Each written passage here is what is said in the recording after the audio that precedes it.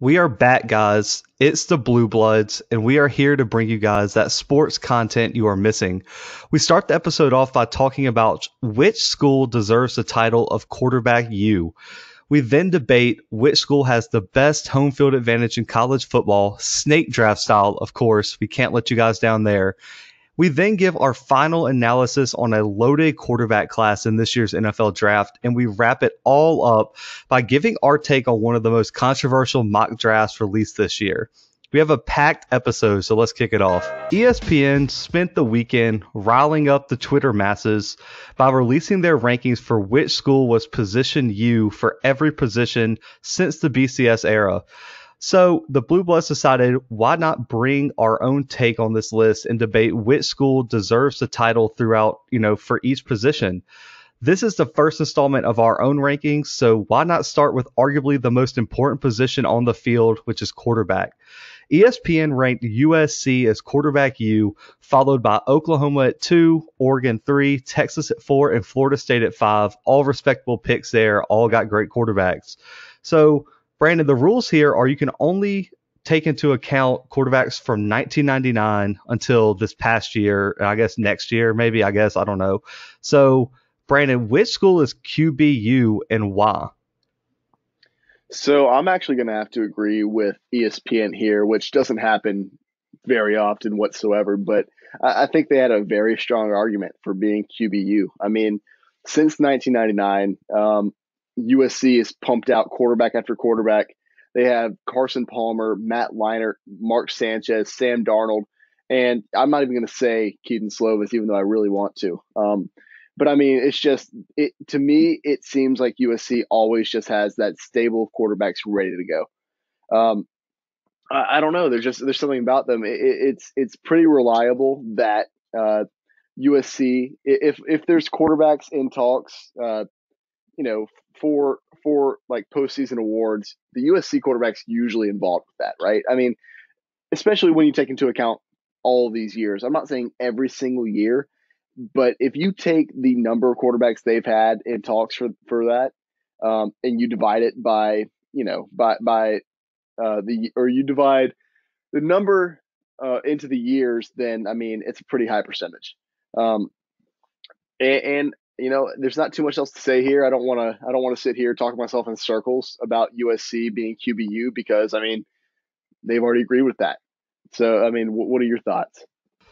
Yeah, I mean, personally, I've ranked my top five too. I had USC at number 2. I agree with everything you said. They have a respectable, pedigree of quarterbacks, but I think there's a runaway choice here looking back from 99 until now. There's only one school that has 4 Heisman winning quarterbacks since 1999. No other school has had more than 2 quarterbacks win the Heisman, and no other school, and no one outside of USC and Florida State has more than one. Um, and I think the big thing that keeps me from picking USC is that between those quarterbacks you named, there's been some struggles. I mean, between Matt Leinart and Barkley and Darnold, there was a stretch there where it was a little tough for USC, and Darnold is I think a better NFL quarterback than he was a college quarterback. He struggled some in college, injuries and whatever, and he never really made his mark. But Oklahoma, for me, is the number one choice here. Like I said, Yeah. 4 Heisman winning quarterbacks, Brandon. I mean, you had Jason White, Sam Bradford, Baker Mayfield, and Kyler Murray. And then that's not even including Jalen Hurts this past year, who came in second. Trevor Knight and Landry Jones put up really, really good stats at their time. And I just think if you put it all together, Oklahoma had better quarterback play every single year for compared to USC. I mean, I think they had the best quarterback, some of the best quarterbacks of this, time period, and they also were the most consistent. So I don't understand how they didn't get to number 1 here. Yeah, and I actually had Oklahoma written down on my list too, as my second place. Which, maybe call me chalk, call me what you want to call me. But I definitely see where you're coming from with this, but I just can't. I mean, something about USC, something about seeing that USC helmet with the Trojan on it. I mean, to me at least, I think quarterback when I see that. And that may just be a personal thing. Obviously, it's not just a personal thing.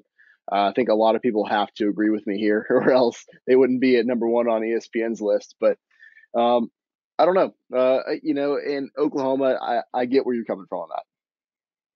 Yeah, it's tough. Like, if you're gonna call a school quarterback university, how do you not pick the team that had the most Heisman winning quarterbacks of the time period you chose? Which means they arguably had four of the best quarterbacks ever in this time period. And I mean, so I've ranked my top five. I agree with Oregon at 3. I like Florida State at 4. But I think a team that was underrated, they were 10th for ESPN. I think that's Ohio State.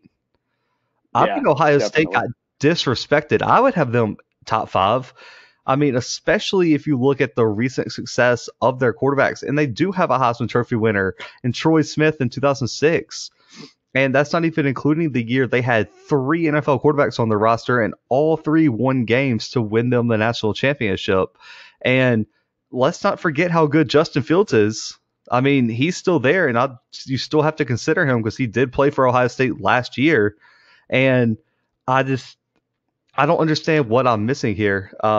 I guess, but 10 is ridiculous. I mean, they even had Auburn over Ohio State, which is outrageous in my opinion, because Yeah, outside of Cam Newton and Jason Campbell, I are we really going to put Jared Stidham up there? I don't think so. And Jason Campbell had one good year, so we're putting a lot of stock into Cam Newton's one good year for Auburn. I wouldn't have them in the top 10, and I think it was that was one of the many questionable picks, but I I just I so if you look at the USC's quarterbacks, I think Carson Palmer was. I would say Carson Palmer is a really, really strong quarterback, but Sam Darnold I think is overrated. I mean, I don't think he dominated in college. I don't think I really don't think Matt Leinart was that good. what? I think Matt Leinart won the Heisman based off like the talent that was around him. What do you mean Matt Leinart wasn't that good? He wasn't. You want to go back? That's absurd. What? I would call him an elite quarterback. In college, yes, he was. Uh, Maybe, but I mean, when you're playing Maybe. behind He won arguably, the Heisman Trophy. so what? There's a lot of people who They won the don't just Heisman Trophy. hand those out. Sometimes I do. Sometimes there's people that's won it that hasn't deserved it. No. Okay, Zach. He won it in 2004. Are you telling me that he was a better player than Reggie Bush? How are you going to win the Heisman when you're not even the best player on your own team? Because you're Matt Leinart. I mean, you want to look at that season? Look, this is a period in college football where teams weren't just airing the ball out all the time. And you have to remember he did have Reggie Bush in his backfield. He still passed for 3,300 yards, 33 touchdowns, and only 6 interceptions that season. That's pretty good, right, Zach? And that was his worst season. He had 3 seasons. That was his worst, and that's the one he won the Heisman with. You're going to call him the best player in college football, but he's not even the best player on his own team? I'm going to say that with the way the Heisman voting typically worked around that era, which I get that Reggie Bush won it the next season, but quarterbacks win it more than running backs, right? I mean, it's biased that way. And I misspoke. Actually, Reggie Bush should have won it in the next year, which he did. But Lindell White put up better stats than Bush did in his Heisman winning year, his sophomore year in 2004. So Lindell White really is the one getting disrespected here. I really think, and I would say Lindell White probably was a better college player than even Matt Leinart was. So I just don't see this. And this is the year that we're going that's apples to oranges right now. We're talking about quarterbacks to running backs. We're talking about who is quarterback you, Zach. But I'm just saying, like, you can't argue that, like, this quarterback you, when he technically, like, I don't understand why he's counting for so much. Like, it's like, oh, he won the Heisman, so he must have been amazing. It's like, he played because good, he had 3 seasons where he passed over 3,300 yards. Oh, my goodness. In an era where people weren't throwing for 4,000 yards a season. His junior season or his senior season, he passed for 3,800 yards. Okay, so you want pretty good. You want proof here, right? So Matt Leinart, the year he won, beat the true freshman Adrian Peterson in a time where they would never give a freshman a Heisman. Adrian Peterson ran for almost 2,000 yards his freshman year at 6 yards a carry and 15 touchdowns. And that's not even including Jason White, who played for, let's just say, Oklahoma, and they didn't give him the Heisman because he won it the previous year in 2003. And Jason White had less attempts for just as many yards and more touchdowns than Matt Leinart had. Dude, you still can't take this away from him. You cannot take away. I'm taking it right away from him. Okay, Zach, this is ridiculous. I'm taking it straight out of his hand. We got into a whole different conversation. This isn't even what we should be talking about. It's not where did he play at, Zach? Where did he play at? He played what? Matt Leinart, USC, no. Or who? No, I know where Matt Leinart. Okay, I can't remember who you were arguing with me about. Oh, Jason who was White. the other quarterback you mentioned? Oh, Jason White. Okay. He won the Heisman in 2003 and had better stats than Leinart did in 2004 and still didn't win the Heisman. And Adrian Peterson put up one of the best years for a true freshman running back in college football history and didn't win it as well. So, dude, I'm not taking this away from anybody right now. I didn't hear that you said Jason White. I mean, if you were talking about anybody besides Jason White, your argument wouldn't make any sense. But since you were talking about an Oklahoma quarterback, it makes sense. That's what I'm getting at. Yeah, so so they could have had 5 Heismans in this decade if it weren't for biases. And Jalen Hurts finished second. I don't know. And Jalen Hurts finished second in the Heisman, which even adds more. And Trevor Knight put up great stats. Landry Jones was dominant in his time at Oklahoma. We can run the tape back if you want, Zach, to just a few weeks ago. You just trashing Jalen Hurts. I get that his first couple weeks this season were great, but other than that, I mean, you can't give him any credit because you already tore him down. Yeah, I tore him down as a potential NFL quarterback, but he put up outrageous stats, and I think I'll go on record here. Jalen Hurts is a better quarterback than Matt Leinart. That's debatable. I don't. Brandon. So we're talking. So you talk Heisman Trophy quarterbacks. Is Matt Leinart better than Baker Mayfield, Kyler Murray, Jason White, or Sam Bradford? I would say no. He's not better than Sam Bradford, and he's probably not better than the others either. But exactly. Hang on, time out. But I would say Carson Palmer's up there. I mean, if we want to talk about the best, I already gave you that. Carson Palmer's up there. He's great. He's a legendary quarterback in college football.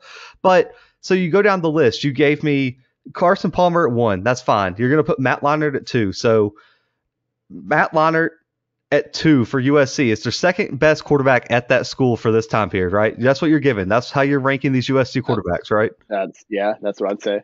Okay, so Oklahoma had 4 Heisman Trophy winners, and I'll put Carson Palmer number 1. I'll just give you that. So Jason White, Sam Bradford, Baker Mayfield, Kyler Murray, Jalen Hurts, and Landry Jones are all better than Matt Leinart, and you're saying that USC deserves to be number 1? Zach, that's okay. So that's not what I'm saying at all. I am saying they need to be number 1. But I never agree with you. I said that Sam Bradford is better than Matt Leinart, and I think that Jason White at times was better than Matt Leinart. I think that there's a reason. Look, I'm not going to back down from saying that Matt Leinart should have won his Heisman Trophy the year that he did. I believe that he did. That he should have won that wholeheartedly. You can't convince me otherwise. Well, let's work down the list. So I would rank Landry Jones as the 5th best quarterback on Oklahoma's side. Okay. He threw for 4,200 or more yards 3 of his 4 years, and that in his freshman year he threw for 3,100 yards, and he had above 26 touchdowns every single year. He threw for almost 17,000 yards and 123 touchdowns. Brandon, that's the 5th best quarterback from this school at this time period. Sam Darnold, I don't even think deserves to be in this conversation compared to Oklahoma's 5th best quarterback. Okay, Zach, that's fine. I've presented my case. I don't know what else I'm supposed to say. Sam Darnold passed for 4,100 yards his last season. The 5th best quarterback on Oklahoma's side did it 3 times. He threw for 4,200 yards 3 times. Yes, 3 consecutive years. That's pretty good. That's pretty good, That's actually. pretty good. Landry Jones threw for over 4,000 yards 3 straight years. I'll give you that. That's a pretty strong argument. That's the 5th best quarterback on the Oklahoma side. Well, I'm not backing down. I think USC is quarterback you. I'm sorry. That's in. I mean, sorry. I mean, we can talk about it all day, but I mean, if you want to get other segments, we can do that too. It's up to you. Let's get to some other segments, then, guys. Yeah.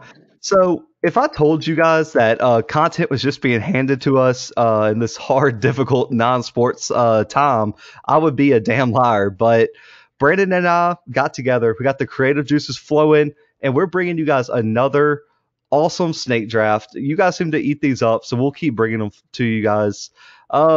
This time we draft the best home field advantages in college football. This is not who just has the loudest or biggest stadium, because that's a boring debate. But we're going to rank, or really pick, which stadium, which program combines noise, atmosphere, intimidation factors, history, tradition, scenery, and creates the best home field advantage in college football. So Brandon threw our names into a random generator, and it seems to favor you. So you get the pick again, the very first pick again. So I think, I'm just going to skip your pick. Everyone knows who you're going to pick, so it's not even going to be fun. But go ahead and make your biased pick again. Yeah, I'm going to go ahead and commit to this real quick because I don't have anything better to do. It is quarantine after all. So let's go ahead and cue up that music real quick from my first pick, and let's take a trip on down to the Bayou. At first, I'm going to go with LSU. I mean, that's obvious. How could you argue against me here that they're not the most electric atmosphere in college football? I mean, you take a trip down to Baton Rouge on a Saturday night in September, October, November. I mean, even December. It's gonna be a show. It's gonna be fantastic. Just I mean, I can go on naming traditions for hours if you needed me to, but everyone's heard me do that. So I'm just gonna end my pick right here. I've got to go with the LSU Tigers with my number one. Boo. Nah, there's no boo. There is, because I mean, so unbiased reaction here, because I don't really care either way. I've been to a bunch of stadiums, sick brag on my part, but yeah, sick, dude. LSU is not the loudest. I just want to say that. Been twice. Doesn't matter if it's the loudest. Most intimidating. Do what? It's most intimidating. I mean, I don't know. They don't need to be loud when they're whooping Auburn every single time you go there. Okay, fair enough. So I'm gonna probably have an unconventional pick here. I came down to 3 that I wanted to take first, but since I get 2 picks in a row, why not just go with my unconventional one? I'm going with Beaver Stadium at Penn State. Okay. I know that's probably not what you were expecting, Brandon, but so not really, no. Let me explain first. If I ask you guys off the top of your head to name one of the coolest, most intimidating environments that you see every year in college football, I would imagine 75% of the people I ask say the whiteout at Penn State. That's especially night whiteouts at Penn State. I mean, it is one of the most intimidating, cool, just interesting things I've ever seen. I mean, I'm sorry, Auburn does this. Ohio State. I mean, everyone does these color outs, stripe outs. No one does it better than Penn State. I don't even think, even if you bought a ticket, if you're not wearing white, I don't think they let you in. Even if you're an opponent's fan, like if you're Ohio State and you're wearing red, you got to get out. Just give me your ticket. Go buy a white shirt somewhere, because that whole stadium is white. They got the white shakers, and I mean, they dominate at home. Brandon, Penn State is 32-3 since 2015 at home. And the stadium's design is intimidating. They have the top high-rise bleachers in both end zones. It encloses you in. They have the big press box on the side. You just feel like you're in that stadium, and it's huge. I mean, it's not all about size, but when you have up about 106,000 people in your stadium and they're all wearing white and they're all crazy Northerners, I mean, for me, even though I'll be there in a year when Auburn goes and plays there, but just based on what I've seen and some of the things I've read about it, Beaver Stadium has to be up there. And I think it's really, really underrated as a home field advantage. So I get another pick here. I'm going to go with Memorial Stadium here. And in case you guys don't know, That is the real Death Valley, and that is the Clemson Tigers Stadium. It's debatable. So it's probably the smallest stadium that's going to be on this list. Houses about 81,000 fans, but this is one of the most dominant environments in college football. Brandon, if you had to guess, what is Clemson's record at home since 2010? I would say they've probably lost 4 games. 64-5 since Oh, 2010. I gave them And too much credit. yeah, and even crazier, 34-1 since 2015. Okay. I mean, that's tough. I mean, I don't think that's the place you want to go play. And when they run down the hill to come in the stadium, that is one of the most electric entrances in the country for college football. I personally went deaf during this when I witnessed this in 2016. This stadium's constantly sold out every game. They get to storm the field after every single win. That's awesome. And, even though they win a lot, not a lot of these programs can sell out their stadium week in and week out. And Clemson is on a ridiculous streak to sell out their stadium every week. And for me, this is the loudest stadium I've ever been to in person, and it was for a game against an average-ranked Auburn team. And this stadium, from the time they ran down the hill till the time that game was over, that stadium was at max energy, and it's one of the most beautiful campuses, beautiful environments. The fans are awesome, and I think Clemson has one of the best home field advantages in the country. Yeah, I'm glad you said it, so I didn't have to. So with my second pick, I'm gonna have to go. It's so tough. I'm gonna go with the Horseshoe. I'm gonna go with Ohio State. Um, I mean, you want to talk about a classic, just intimidating place to play a college football game. Let's head up to Columbus, Ohio, for a second. And that, I mean, not only is it intimidating, not only does it give Ohio State one of the best home field advantages in college football, but I don't even know where I was going with that. The tradition there. I mean, the tradition that's built around the Horseshoe is absolutely insane. Um, and Zach talked about Memorial Stadium not being a very big stadium, might be the smallest on the list, and I don't know if he's going to be right or wrong on that because what did you say? How many was the how many people could they 81,000, seat? about 81. It's like Yeah, 80 and a half, yeah, so it's about 81. no, a little bit of foreshadowing here, but he was wrong. Uh, Ohio State houses, I think their record attendance is like around 110 or something. I think they can expand it. The capacity is 102, but 110, they expand it for some games. Anyway, I'm going to go that with my second pick. With my third pick, and this will probably legitimately be the low on this list, is going to be Autzen Stadium for Oregon. This stadium is small, but it is loud. So the stadium seats 54,000 people, and that's just here recently in the past 20 years. They expanded. Before that they held about 40,000. But you want to talk about a loud stadium? Let's go to Autzen. It gives the Oregon Ducks an insane advantage every single time that they play there. I don't know too much about the traditions in Oregon. Oregon, while I do believe it exists, shout out to Wyoming. Not sure about you. I just don't know too much about it. I've never made my way up there. I've never been to the stadium. But if I have to pick the most intimidating or most or the stadiums that give, or even just the places that give the team the best home field advantage, I'm going to put them somewhere on my list. You really you stole my thunder, bro. Like you stole two stadiums just right off my list. You're just so disrespectful with it. It must suck to be you. You have zero idea, but I guess if I have to pick one, God, this is tough. I'm gonna go with Sanford Stadium.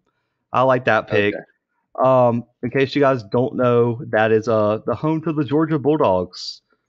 And I don't know what to say. This is one of the other loudest stadiums I've been to. Good Lord, man. This stadium is ridiculous. I mean, that's over 92,000 people. The campus is beautiful. Everything around it is gorgeous. They have an awesome intro. I mean, Brandon, I think every one of our listeners saw their light show they put on before the Notre Dame game. That was I mean, light shows are overrated, but yeah. Yeah, definitely overrated, but it's still awesome. The hedges, that field is between the hedges, guys, and I mean, their fans are intense. I mean, I don't know if you guys have ever been barked at by a human being, but yeah, that happens, guys. It real happens, and so I think I'm gonna have to go with Sanford Stadium. I like this the layout of it is awesome. It just connects all the way around until you get to that small end zone. They're supposed to be expanding it soon. Construction in the works, and if they build that thing up, it is going to be just unbearable to play in that stadium. So, what are we at 4? This is getting tough, So Brandon. This is getting real tough. I'm gonna have to go. I'm gonna be biased here, just like Brandon was. I'm going with Jordan Hare Stadium. boo! No, no, no, no, no, no. Yes. Nope, can't do that. Yes. That's Well, why not? ridiculous. Why not? Because I've been there. Oh, I can call you out on air if we want to go there about why your Okay, opinion does not matter. it's a good time. Go ahead. No, just, Yeah, just okay. keep going. That's what I thought. I didn't think you wanted everyone to hear about that story, but I think one of the biggest things that gets Jordan Hare on this list is how beautiful the campus is and the tradition. I mean, between the Eagle Flight, the band, Toomer's Corner, it has a decent size at about 88,000. It gets extremely loud in there too, guys. I don't know if you remember, the 2017 Alabama game registered on the Richter scale. LSU's not the only place that can do that, and Auburn's done it multiple times. The Kick Six also did, so we've done it more than LSU. So that's false, actually. We can go through all the time. So go ahead. And Auburn's been successful here. I mean, 24-5 since 2016 is not bad, and they've upset multiple top-ranked teams in the country since 2016, and they've gone 5-2 over ranked teams in the past 3 years of Jordan Hare. So Auburn wins here. I mean, I don't know. Brandon's an LSU fan, so I guess his opinion doesn't really matter. But in case you guys don't know, Alabama does not like to come play at Jordan Hare. 0-2 the last 2 times they've come and play at Jordan Hare. And LSU has also had some bad luck in Jordan Hare. Not as bad as Auburn's had at Tiger Stadium, but it's still been pretty back and forth. Whoever has home field advantage in Auburn LSU, it seems to be much more competitive. So Brandon, go ahead. What is your final stadium? This one's going to hurt me a lot. Not as much as you might think, because I'm not picking Florida. I refuse to pick Florida, even though maybe it is pretty electric. I had a couple options here, and we're going to get to honorable mentions here in a few seconds. But with my last pick, I'm going to have to take a trip to College Station, Texas, and Kyle Field. Yeah, man, the 12th man's no joke. That you want to talk about a really loud stadium? Let's talk about that. I think I just went with the loudest stadiums. Is what I try to do with my list. But Kyle Field, and the thing is, it's not just like built so tall, which it is tall. It's very tall. It's a very tall stadium. It's not really built out, but it's not just like it's built tall and it's small like Outson Stadium. It's built tall and it seats almost 103,000 people. There was a point, I think in 2014 where it could house 106,000 people. This is just one of those stadiums that, at least, I don't like when LSU has to travel here. I hate that. Not only does it have the home field advantage, because it's loud, but you want to talk about a school of traditions, this is it. Every single night before they have a game, they do the yell or whatever it is here. Oh, the Aggie yell. Dog, that's some cult stuff right there. But it's definitely intimidating. Everyone's just up at like midnight for some reason doing this yell. And if I'm wrong, go ahead and let me know. I don't really care. I couldn't care any less about Texas A&M or their traditions. But I think Kyle Field definitely has to make this list. That's I like it. So from what I hear about Kyle Field, it's all right, I guess. I don't know. It's all right. It's all right. So what I've heard is like it's really loud sometimes, but then like a lot of the times the fans just like get out of it. I guess Well, I don't yeah, know. but I mean, but if you want to, I mean, I hate you right now for making me defend Texas A&M, but um, that's been more recently. I mean, how much recent success has Texas A&M really had? There was a span of time between 1990 and 1995 where they had 31 straight home wins, and I can tell you Yeah, that atmosphere was that's insane. tough. Yeah, it's That's just that's there's, I mean, crazy. there's yeah, and then there's another stretch where they had 22 straight from 1996 to 2000. It's just they, I don't know. I think that if they had a better team, that this venue would be even scarier than it is right now. Yeah, I mean, I'll it's the give you 12th man. that. I'll give you that. So I picked the honorable mention for this. And I think my honorable mention is more like a feel good pick, but I'm going to go with Kinnick Stadium in Iowa. I mean, we've talked about the power of the Children's Hospital and what Yeah, that can't beat brings. it. And that place is where ranked teams with hopes go to die. They're building hopes for other people up there, but down on that field, man, if you're ranked and coming to that stadium, just go ahead, just throw in the towel, just from the jump. Be like, listen, we'll take our loss. Can we just go on our way? Stay healthy. Ohio State does not like going to play here, and I think Kinnick Stadium is a very, very underrated. It's not the biggest stadium by far. It's probably not even the loudest, but just since they got that children's hospital overlooking the stadium, some crazy things happen on Saturday nights, and I thought, they didn't deserve to be in my top four, but I thought an honorable mention was well worth for this stadium. Yeah, and I have two honorable mentions.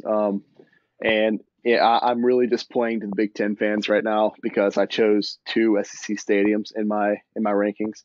But I'm gonna have to go with Camp Randall Stadium in Wisconsin. Uh, it's not even like it's loud or it's whatever. I mean, it's intimidating because this stadium is just. I mean, it just being in the stadium alone is a tradition. The stadium broke ground in 1917, and since then, all they've built onto it. It's the original stadium that they've had since 1917. When it housed 12,000 seats, now it's up to 80,000. Um, that and the Big House in Michigan. I feel like I couldn't not list them somewhere. Even if it had to be an honorable mention. Uh, If I, they I, if they started I have playing it out night for games, Michigan. what's that? I just have it out for Michigan. I can't put them there. They Yeah, got they got the biggest stadium by far in the country, but they can't win. They can't beat Ohio State. I don't want to hear it. yeah, I know. I hear you. I don't want to hear it at all. But guys, that is we'll bring you guys more state drafts moving forward. But for right now, we're gonna move on to NFL draft coverage. Y'all's favorite. It's coming. It's the NFL draft's approaching quickly, guys, and it's gonna give us that sports fix that I'm sure we're all in need for right now. But so we figured this is a great time to give our final analysis on a stacked quarterback class for the 2020 NFL draft. We briefly touched on this a few months back. It was more us arguing about Tua's injuries and Joe Burrow's hands, but you know, we've got to see the combine, virtual pro days, analysis from leading draft experts. So we're going to give our final take here since it's coming up next week. Plus, ESPN released some questionable data. I don't know what stats they're running over there on ESPN, but they identified Tua Tagovailoa as the quarterback with the best chance to be a Pro Bowl caliber quarterback. They gave Joe Burrow, Jordan Love, and Justin Herbert equalized to be a Pro Bowl quarterback, but lower than Tagovailoa's. Um, People seem to be torn on which quarterback is the top prospect in the draft, and everyone thinks they know which quarterback will not pan out in the league moving forward. So, Brandon, which quarterback do you think will have the best career, and then which quarterback from this class will be the biggest bust? And what do you think about these projections from ESPN? Look, and I want to go ahead and preface this by saying that if this segment sounds a little bit tired, that's because it. I don't think it is, but I can definitely see how it can be construed that way. I saw this on ESPN, and I just knew I had to do something about it. I didn't really know what. Um, at the time, but with no sports on anymore, this is what we have left. I mean, it was either this or just like NBA 2K on ESPN. So this is what we went with. I've even been playing around with the idea of just like I might start smoking just so I have something to do fairly consistently. I don't know what to do anymore. But to answer your question, Zach, uh, who do I think is going to be the best quarterback in this draft?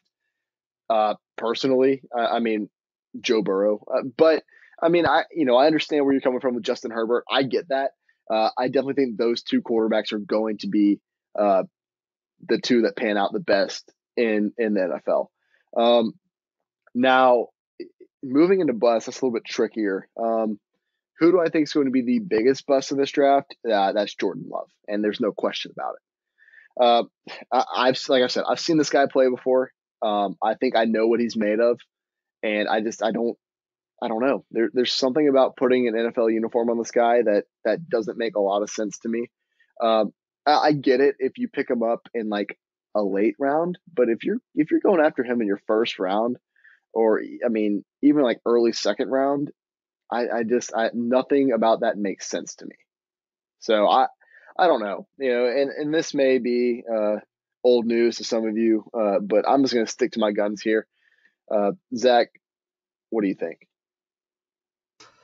Yeah, so we've talked about this briefly, but I think this topic actually keeps coming up. The world keeps bringing this up because I think you guys secretly want us to fail because Brandon's going to quit over this question because he does not stand for any Joe Burrow slander on this podcast. No, sir. So of course, there's going to be a fight. Like Brandon said, he kind of stole my thunder here, but I'm picking Justin Herbert as the best quarterback in this draft, and I will stand by this regardless of anything. I know we have newer listeners, so let me highlight the argument. And you know what? I'm even going to go a step further. I'm going to highlight why Herbert is better than Joe Burrow. This is Um, gross. so Justin Herbert first has the size at 6'6", 240, the athleticism with a 4'8", 40-yard dash, and the real experience to be a problem in the NFL for defenses throughout his career. His decision making is there, and I think the one thing he needs to improve on is finding his true confidence. He has the talent, he makes the proper reads, but sometimes he doubts himself. And once he stops doing that, gets in the NFL system, learns it, gets comfortable with his wide receivers, he's going to be real dangerous. And I want to give a pro comparison for him. And I don't know how you'll feel about this, Brandon. I think he is a more athletic Ben Roethlisberger. I think he has that type of talent. He can lead a franchise for as long as Roethlisberger has led the Pittsburgh Steelers. So now let's kind of get into why Herbert is above Burrow for me. So, Brandon, I got three main points here with some, bullets underneath it. And I'm going to go with experience first. So Okay. you asked me what experience might be. So Burrow only had two true seasons of starting. He played sparingly, I guess, at Ohio State, if you want to say that. And Herbert played in over 8 games all 4 years and started all the games toward the end of his career. And the other thing is Herbert played so I'm gonna say this nicely, Brandon. I know we've talked about LSU moving forward and everything, but how much more help did Joe Burrow have in his last 2 seasons compared to Justin Herbert his last 2 seasons? I mean, there's obviously a lot more talent on LSU's team for these past 2 seasons than were on Oregon's. Yeah, and I mean, so Herbert has played consistently 4 years. So if you look at the 4 years of Justin Herbert tape, you say, okay, he's gotten a little bit better, a little bit better, a little bit better, but you know what you're getting on the tape. If you took someone who never watched football and showed him tape of Joe Burrow his junior year and tape of Joe Burrow his senior year, they would think it was like different people with the same last name. It's like that doesn't even look like the same quarterback. I mean, Right. Brady, you're an LSU fan. I think the only game Joe Burrow truly looked like Joe Burrow did this year in his junior season was that Georgia game when I they don't disagree with just you. smacked Georgia. That was a hell of a game for Joe Burrow, by the way, guys. If you're bored and need a game to watch, I don't think I've seen an LSU team play a better game in 2018 than they did against Georgia. Right. And I don't know. so I mean, there's the argument that I'm not going to really get into it. Go ahead. No, go ahead. Get into the argument. It's not even an argument. I mean, I get what you're saying with the Georgia game. I could see the Texas A&M game. You could say the same thing about that, or the UCF game. You could say the same thing about that. UCF was alright, I guess. I mean, it was still Whatever. UCF. Are you kidding me? Yeah, the UCF team that hadn't lost in 2 seasons that beat Auburn. Yeah, that's completely fine. This still doesn't like. So we had 3 good games, and that is what it is. And that gets me to my next point: consistency. Burrow inconsistent at best until his last year at LSU, when everything had to fall like perfectly for Joe Burrow for him to, succeed. Herbert, his final 2 seasons, had over 3,000 yards, 30 touchdowns or more, and threw for a total of over 10,000 yards in his career, even though he was rotated in and out his freshman and sophomore season. And Herbert had a less impressive O-line, less help, but he still seemed to put up better stats more consistently than Joe Burrow. Joe Burrow had one explosive season, but where was that the other 4 years? Because he was a redshirt senior, so he had 4 years of pretty much nothing. He had a decent year his junior year and an amazing, probably one of the best seasons ever in his senior year. But where was it? And finally, Brandon's going to love this one. Brandon, don't quit the podcast over this, but we had to come to this hand size. Joe Burrow has Burger King size hands from that commercial, 9 inches. That is it. While Justin Herbert has some grown man hands that is going to lift a Lombardi trophy one day at a whopping 10 inches. So if I'm just saying it matters. They wouldn't measure it if it didn't matter. And so Justin Herbert, based on this, is going to be better than Joe Burrow. What do you mean they wouldn't measure if it didn't matter, Zach? Do you know what? They do all kind of stuff. They make quarterbacks bench press at the NFL Combine, Zach. You think that matters? It might. I don't know. No, it doesn't matter. None of that matters. They make O linemen run a shuttle run. That doesn't matter. They make them run a 40-yard dash. We went on a whole rant about that. Okay, I agree with the 40-yard dash. I agree with the 40-yard dash. That's pointless for some positions, but no, they wouldn't. They wouldn't do it if it didn't matter, Zach.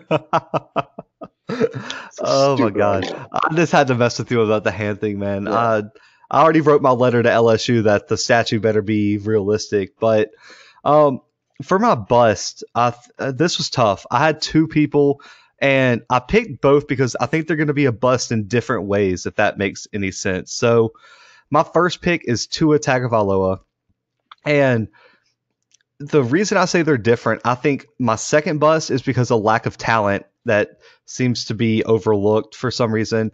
But this one isn't because of lack of talent. I think Tua would have an argument to be the best quarterback in this draft if he didn't have his injuries. But his injuries are going to limit his potential so much here, and it's disappointing, but they are real. I mean, when you have bad hips, bad knees, bad ankles, bad fingers, I mean, as a quarterback, I mean, where do we draw the line? I mean, he played behind Brandon, would you say Alabama probably has a top 5 offensive line almost every single year? Yeah.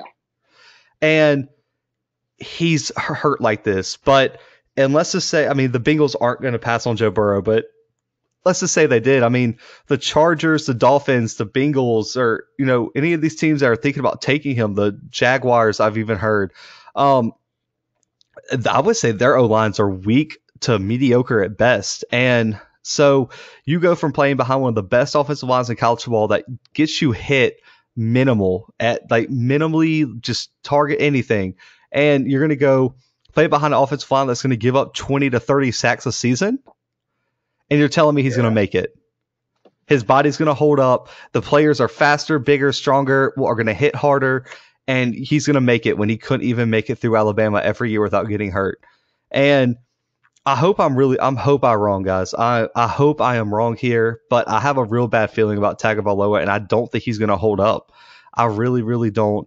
I mean, if he can't handle hits from Mississippi State, you're telling me he's going to survive the New England Patriots, the Ravens, or any of these just ridiculous defenses? I can't see it. Okay. I mean, I get what you're saying. I didn't have him on my bust list because I mean I get your concern there. I didn't have him there because I think that if we're just talking about sheer talent, he has the talent to do well in the NFL. Now, do I think he's going to be the best quarterback in the NFL? No. Do I, but if you take out things like injury risk, I think that he's not, he wouldn't be a bust if we were just talking about pure talent. So before I get to my second one, I got to ask you, what did you think about Trent Dilfer's comments saying Tua had a better arm than Aaron Rodgers and Dan Marino? That's absurd. That's like a fireable offense, right? I mean, Aaron Rodgers and Dan Marino. It is Trent Dilfer. So, I mean, I know he won a Super Bowl, but he kind of won a Super Bowl in the same way that Peyton Manning won his last Super Bowl. By Ray Lewis dragging him by his head. Yeah, just by an incredible defense. He's the only starting quarterback to get cut after winning the Super Bowl, right? Yeah, no, I know. That's tough. Okay, enough Trent Dilfer slander on the College Football Podcast, but I'm going to go with Jake Fromm here as my second bust. And so let me explain, because I know some of you guys are saying, how is he a bust if he isn't going to go first round and whatever, but Fromm's most likely going to go second to third round, and it means that he'll probably have a backup role next season. I'm thinking something similar to like Jarrett Stidham with the Patriots this year, or Dak Prescott's plan before Tony Romo fell apart and forced Dak into a starting role, because Dak was going to be a backup that year, and they were mid-round picks. I think that's what Fromm's going to be, and many scouts see potential for a future NFL starter, but I don't think he reaches that. I think people are overlooking that Fromm had one of the most talented rosters, one of the best young coaches, played on just a great program during his time at Georgia, and he never reached 3,000 yards passing. He only had 30 touchdowns. Only had 30 touchdowns 1 year, Brandon. And he played with the likes of Sony Michel, Nick Chubb, Mecole Hardman, Terry Godwin, Isaac Nada, all of which are skill players in the NFL. And I didn't even have time to list the amount of Georgia offensive linemen that are in the NFL right now. That includes Isaiah Wynn, who went first round. That includes Andrew Thomas, who's arguably the best offensive tackle in the draft this year. And the biggest concern for me, he played great until the second half of that Alabama game in 2018, but he never seemed to pick up his game in big games. He just you got what you got with Jake Fromm, and watching him against LSU this year, watching him against Auburn in 2017, watching him just disappear in these big games. He never seemed to make the game winning play. It was just like you were a through and through game manager.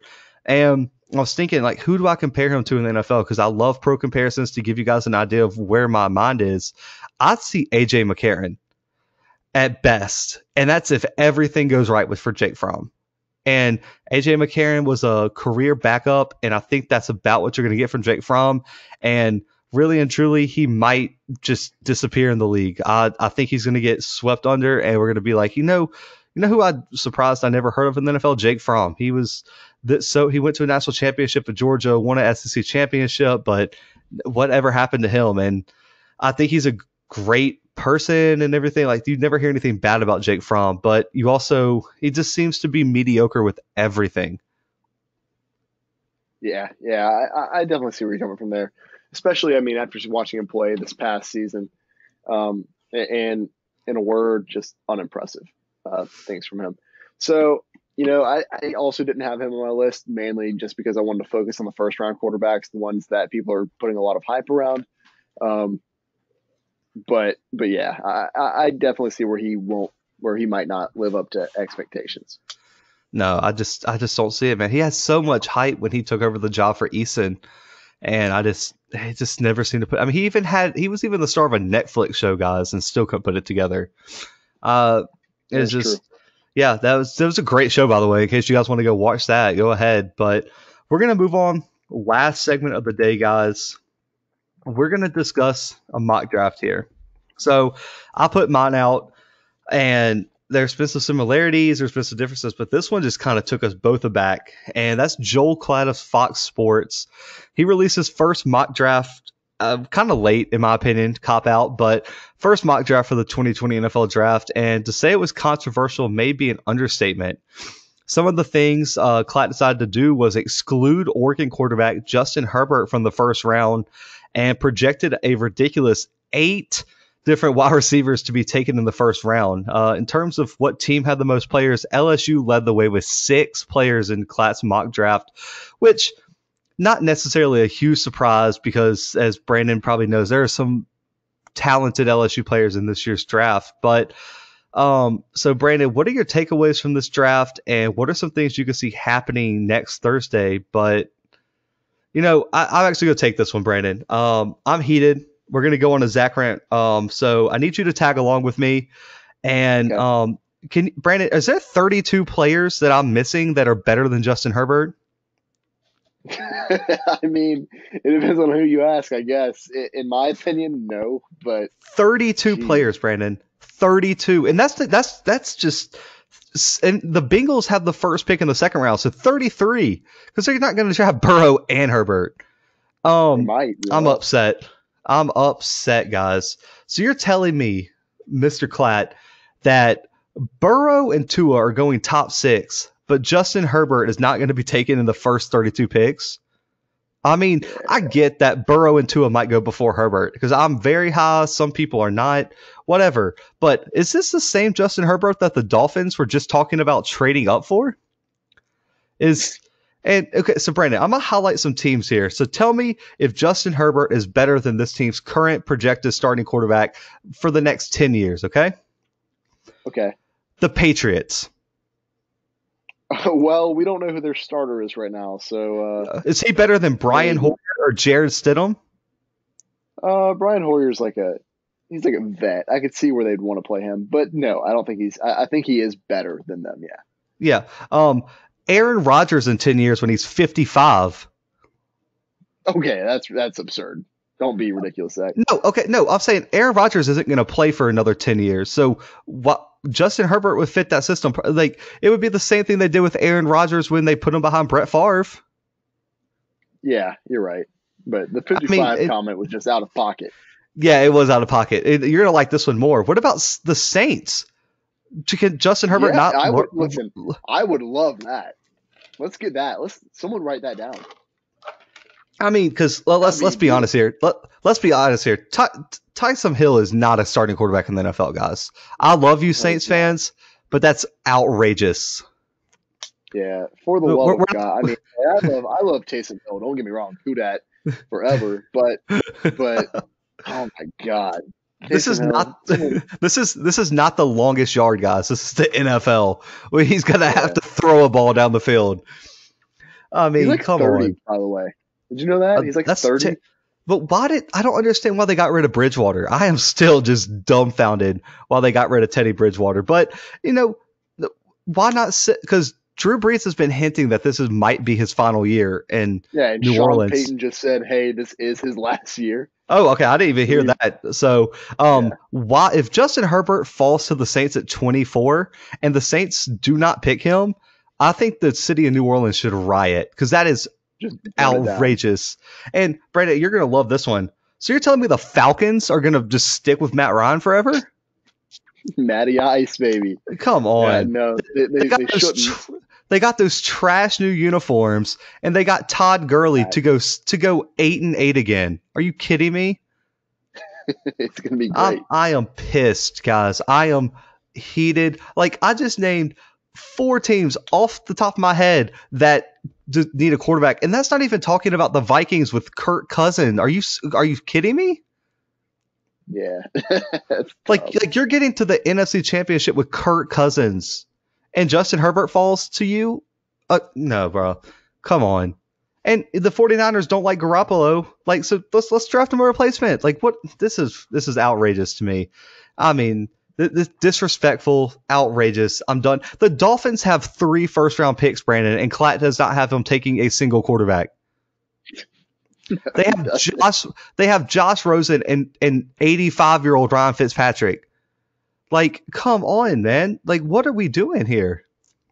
Yeah. I don't know.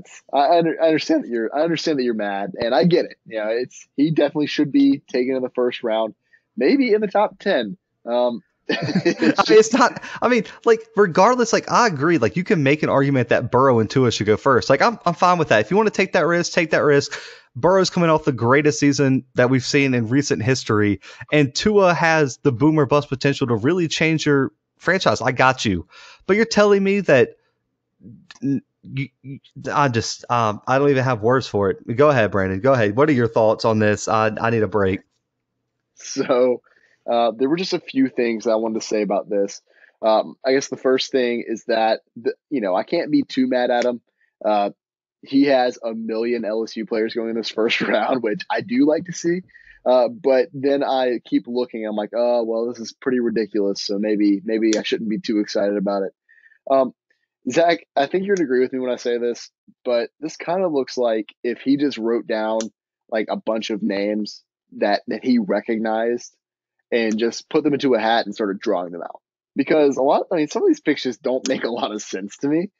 Um, because for some reason, the Dolphins are going to take Tristan Wirfs, number 5 overall, to protect just whatever quarterback they decide to put back there. I guess Josh Rosen's just some kind of bum. Maybe it'll be Ryan Fitzpatrick again. I don't know. I don't really know why they're drafting O lineman right now. Didn't they just send off one of their best O linemen this past season for whatever reason? Yeah, I don't really Laramie know. Tunsil. Laramie Tunsil for the Yeah, pick that they're literally going to take another offensive lineman with. Get out of here. yeah, that makes a lot of sense. And I also wanted to touch on, and I'm you kind of stole my thunder here, but he did release this first mock draft very late on account that the draft is in a week and a half. This is his mock draft 1.0. I feel like he could have just called this his mock draft because if you have another one, then oh, you're kind of pretty close. Another thing I wanted to mention is that he doesn't have wide receivers going inside the top 10, period. Like his first wide receiver off the board is Jerry Jeudy to the Jets at number So, so, 11. so And you're then, telling me in 22 picks, they're going to be 8 wide receivers taking? no, Get so out of here's here. here's funny is that not only are there 8 wide receivers taken in the next 22 picks, but there are 4 taken in the next 5 picks between 11 and 15. Okay, I don't so know. I even highlighted it for you, bro. I was going to break it down for you with the wide receivers because I like my mock draft that I released. I had 6 going in the first round, and I was like, oh, that may be a stretch, but there were all teams that needed it. I mean, like the Jets, Sam Darnold can't just throw to ghost out there. I mean, there's like they lost Robbie Anderson in free agency, so Sam Darnold has Le'Veon Bell and tackling dummies as his targets. And the Las Vegas Raiders, Derek Carr is the same thing. I mean, Antonio Brown just did Antonio Brown things. He literally has no one to throw to except for Hunter Renfro, and he's probably already about to retire, even though he's only in his second year. Yeah, he's like 47. Yeah, exactly. Like, and so I just wanted to call out some of the teams he had taken wide receivers. I mean, he had the 49ers taking a wide receiver, and they have Richard Sherman, which is like one ACL injury from having to retire, and they play in like the NFC West, which is just loaded with just. I mean, Brandon, like if you think about the quarterbacks in the NFC West, I mean, there's just a bunch of gunslingers. I mean, you're gonna have to have some secondary to face Russell Wilson out there every single, and then you also got Jerry Goff. I mean, you got to have somebody out there to play with. So I think they're going defense. I mean, their defense is what pretty much cost them the Super Bowl. So Yeah. why are they going for another wide receiver? I'm just dumbfounded on that one. And then, dude, he has the Saints taking a wide receiver. You're a Saints fan. Y'all don't need a wide receiver. Just signed Emmanuel Sanders. I don't think we do. Michael Thomas, Sanders, the list goes on. And Alvin Kamara is a glorified wide receiver that gets the ball handed to him sometimes. I mean, Right. the dude makes plays out there, and y'all have a glaring. And the Saints, I keep saying y'all, that's terrible radio. Brandon's a Saints fan, by the way, guys. But the Saints have a glaring hole at linebacker. I mean, and you have Patrick Queen sitting there, and from Louisiana, and it'll make your fan base happy. He could probably he'd be an immediate contributor, and you're just going to pass him by for a wide receiver who's not going to get any playing time anyway. I don't know what's going on here. And then the Vikings. Oh, the Vikings. I mean, okay, hear me out. Stephon Diggs is gone. I got you. You got Adam Thielen. That's great. And I think the reason he gave the Vikings a wide receiver is because he just started getting wide receiver happy, and he's like, oh crap, they need a wide receiver. There's not going to be any in the second round. But according to my mock draft, there's going to be some good wide receivers in the second round, like KJ Hamler, et cetera, et cetera. So why did they not need a cornerback? I mean, they lost their best cornerback in Xavier Rhodes, and you have to play Aaron Rodgers twice a year. You might want a good cornerback. So I don't understand what the the thinking was here. No, I don't either. There's one other thing that I think is going to get Zach pretty. No, I won't even bring that up because I think you already brought it up. I don't know. It's just an absolutely absurd. No, you already brought it up. I don't know how I missed it. No, there's still one more thing I'm about to rant on because he got me heated on this one too. Oh, was it the Grant Delpit thing? Yes. Oh my gosh. Like, Brandon, can you tell me? Like, I follow NFL college football news very, very closely. Did Grant Delpit like piss someone off that I didn't hear about? Like, did he send a racially insensitive tweet or something? Like, why is this dude tumbling down draft boards when he was supposed to be like the number 3 pick according to the early mock drafts? I have no idea. I just couldn't tell you. Like this dude was a surefire Hall of Famer like 8 months ago, and now people are like, I don't know if he deserves to be a first round pick. And it was like, what are you talking about? Well, and what's killer is that taken right before him, one pick before him is it is a cornerback, but it's a cornerback from the same college, Christian Fulton. So I don't know. It's just I understand that the 49ers probably need a cornerback. But you probably, I don't know. It's weird to me that he dropped this far. I mean, he's hardly in the first round anymore. The only LSU defensive player that should be drafted before Grant Delpit is Derek Stingley, and he can't be drafted, guys. So Grant Delpit should be going number 1 for LSU defensive players. Well, I'm just saying. I mean, if you need a DB, then yeah. But yeah, well, okay. Well, Patrick Queen's really good. Yeah, and Clavon Chaisson is really good. Clavon Chaisson, I've already highlighted him. I'm unsure about him. He didn't play enough for me to be sure about him yet. But Delpit, man, I mean, so I'm gonna address a thing later, but hang on, I'll get on Delpit first. But I know he didn't have the best year. Brandon, as an LSU fan, his junior year was light years better than his senior year. Oh yeah, but he was sophomore and his junior. But for me, okay, so a lot of people overlook this. Brandon, how much more did people throw on LSU this year than they did last year? A lot. A lot. You want to know why, guys? Because LSU was putting up 50 points a game. So they were jumping on people. In 2018, LSU wasn't scoring a whole lot. So teams could run the ball more. And so when you have Derek Stingley on one side, you have, listen, I really like Christian Fulton. He was the weak link in that secondary for LSU because Derek Stingley didn't allow. I don't think Derek Stingley allowed a catch all year, except for the one where his coach distracted him and he got burned by Devontae Smith.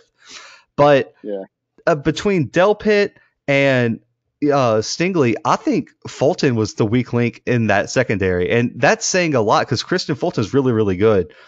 But Grant Delpit's worthy of a top 10 pick. And so this situation reminds me of Derwin James coming out of Florida State. James really high on a lot of people's boards, but for some reason, people just started passing him up, and he fell all the way to the Chargers in the teens in the draft. I think it was the 18th to the Chargers, and James was the best player in that draft. And he's a Pro Bowler. He's arguably one of the best safeties in the game. And this is what Delpit reminds me of, just the way he falls in the draft and his playing style. They're similar sizes. They have similar talent. Delpit is 6'3", 205, brings physicality. I mean, Brandon could tell you this. This dude does not shy away from contact, and he's a playmaker. He makes plays constantly every game. He has the football IQ to be serious. I think he's a future Pro Bowler. And, I mean, Brandon, you can speak on this. I mean, there's been a lot really, really good secondary players coming out of LSU. Delpit's up there, and I don't understand what people are missing. Yeah, I don't really know either. And like you said, if anything, it may have been that his this past season didn't quite live up to his sophomore season. And you already mentioned that, but that's not like he had a terrible season this year. He still had a very good season that was capped off with a national championship. Um, and I get it. This LSU defense wasn't what everyone thought they would be at the beginning of the season. They really turned that around at the end of the season, or even really the second half of the season. They turned that around. And Delpit was playing off an injury that he got during that Auburn game for a little bit of the end of the year. But I mean, he still had a great season. So I don't know. I'm going to chalk this one up to Joel Klatt just being a ridiculous human being in this mock draft. I'm going to go ahead and throw this one in the trash. So I'm going to highlight one more thing, Brandon. I don't know if you thought about it. I don't know if our listeners are thinking about it up to this point. I mean, it's disrespectful to put, Delpit at 32, but do you know how nasty he would be on the Chiefs? Oh my God, dude! Him and Tyrann Mathieu in the same. Oh my gosh! You're gonna give their safeties. Oh. You're gonna give the Chiefs those two guys? Listen, I know y'all are upset that Mahomes dominated the NFL this year. Let that defense get Tyrann Mathieu, Grant Delpit, Chris Jones on the end, Frank Clark on the defensive end. And are you kidding me? That defense is going to be outrageous, guys. And they had some good free agency pickups. I'm telling you, if Joel Klatt can see into the future, Chiefs 2021 Super Bowl champions, put it in the books, because you are not going to be able to throw on these guys. Because, oh my God, I think, Klatt might be a secret Chiefs fan and just was like, this is what I want. I want Grant Delpit on the Chiefs, because that's just disrespectful to the NFL to have Patrick Mahomes as your quarterback, and then your defense I guess the Chiefs were considered a weak defense. Go ahead, give them Grant Delpit and Tyrann Mathieu on the back end and see if you're going to be able to throw the ball down the field. Yeah, I don't know. That's great. Yeah, that's the first thing I thought of when I saw it. I was like, ooh, that's tough. But guys, we're going to end this episode. We brought you guys another whole hour of content in a time where sports are stopped. Don't know how we keep doing it for you guys. So keep listening, keep subscribing. Voting right now for the best coach of all time. The round of 8 starts when this episode comes out. It'll start about 1 o'clock p.m. Central Time. So voting, Instagram at the _Blue Bloods, Twitter at the __ Blue Bloods, Facebook at the Blue Bloods Pod. Find us on all 3 of those social media accounts. Podcast available everywhere, including YouTube, guys. Go subscribe to the YouTube channel. It's just the Blue Bloods. All our recent episodes are up there. All our interviews with our awesome guests are up there. So go subscribe on our YouTube channel. Go rate the podcast wherever you listen. Tell your friends, family, whatever in this quarantine, if they need sports content, the Blue Bloods are here constantly giving you guys content. We got another episode coming this week, Thursday. Next week, we'll have some NFL draft covers for you guys. So we are bringing you guys endless content for this quarantine. So keep tuning in. We'll keep dropping. But for right now, we out.